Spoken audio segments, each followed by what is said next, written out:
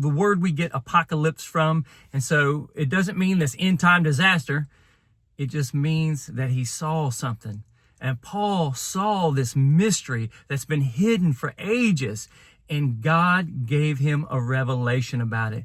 Hey, my people, have you ever seen something in your life that literally blows your wig back? I mean, blows your wig back. I mean, that's what my son says. He talks about it all the time. And that means you've seen something that really just amazes you. It's just outstanding. It's just incredible. And you can't believe your eyes. You see something. And I hope you see something today. Listen, when I was young, I was in high school. I went and took geometry, just like a lot of people do in high school.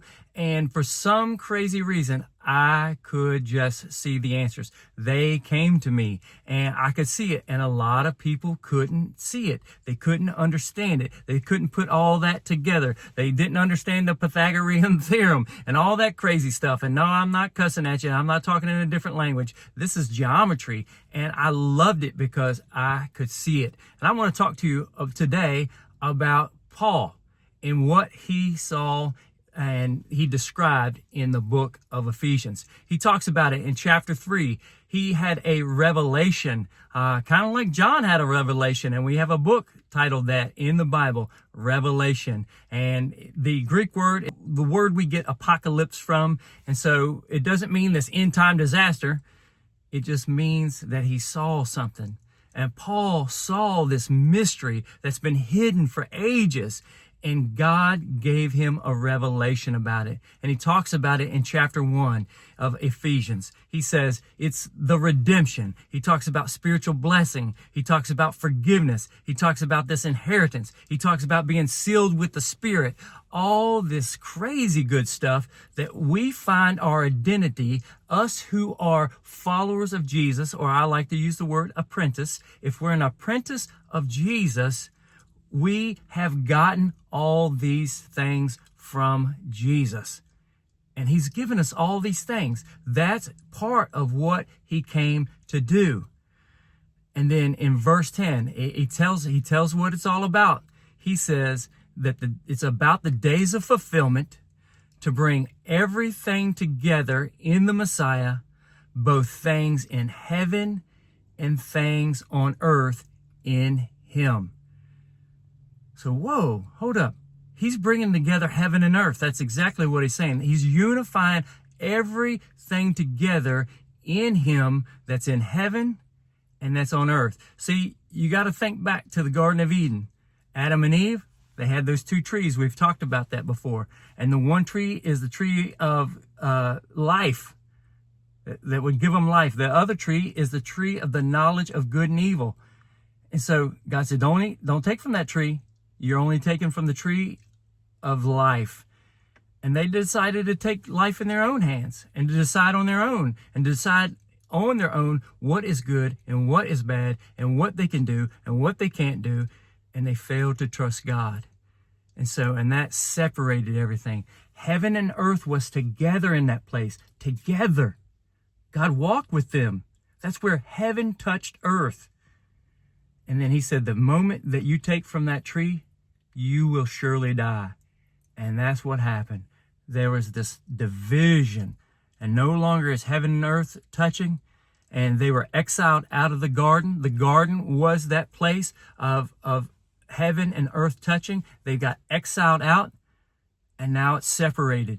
And then history kept playing itself over and over again, where everybody gets asked that same question and gets confronted by that same thing. Are you going to take life into your own hands and decide what's good, what's bad on your own, or are you going to trust God?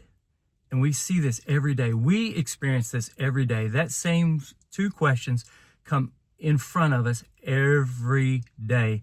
Are we going to trust God? And the cool thing is Jesus came back to then, because they're separated. There's some cool stories like Jacob. Jacob falls asleep and has this dream, and he sees angels ascending and descending up this ladder or this ramp. And he's like, I didn't know heaven was in this place. the Holy of Holies in the temple. It's supposed to be designed, the whole design of it was so that they would realize that that is where heaven touched earth in the Holy of Holies. The tabernacle, it was the same thing. All that. And then here comes Jesus. He is where heaven touched earth. He brought together heaven on earth. And so what Paul is saying in Ephesians 1 is that in his administration, the way he's doing it, he is literally starting to unify those two things together. And so now they're overlapping. It's not in its fulfillment. Heaven hasn't come. Obviously, it hadn't come 100%, but he is bringing it back to the way it used to be. He is restoring all things. And know what's cool about that? Then if you are a follower of Jesus and his Spirit lives within you, you're in that in-between place. Literally, then, heaven has come to reside in you. That's the picture of that you are, wherever you go, you are taking a piece of heaven with you. And so what does that mean? We'll read the rest of Ephesians. Ephesians 4-6 is talking about that. And he talks about love a lot. And so that's the love of God in Christ Jesus, that now it rests in you. Be fruitful and multiply. Be fruitful. Let the fruit of the Spirit just blossom in you. How is that happening? Because Jesus lives in you. And then, but you've got to eat from him. You got to drink from him. You got to spend time in his presence. You can't give what you don't have, but it is there in your grasp. The kingdom of heaven is at hand. It is right there for the taking. It's right in front of you.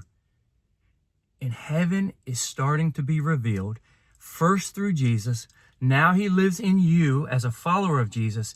And then you are taking heaven everywhere you go. You're taking his love. You're taking his forgiveness. You're taking his care. You're taking the kingdom.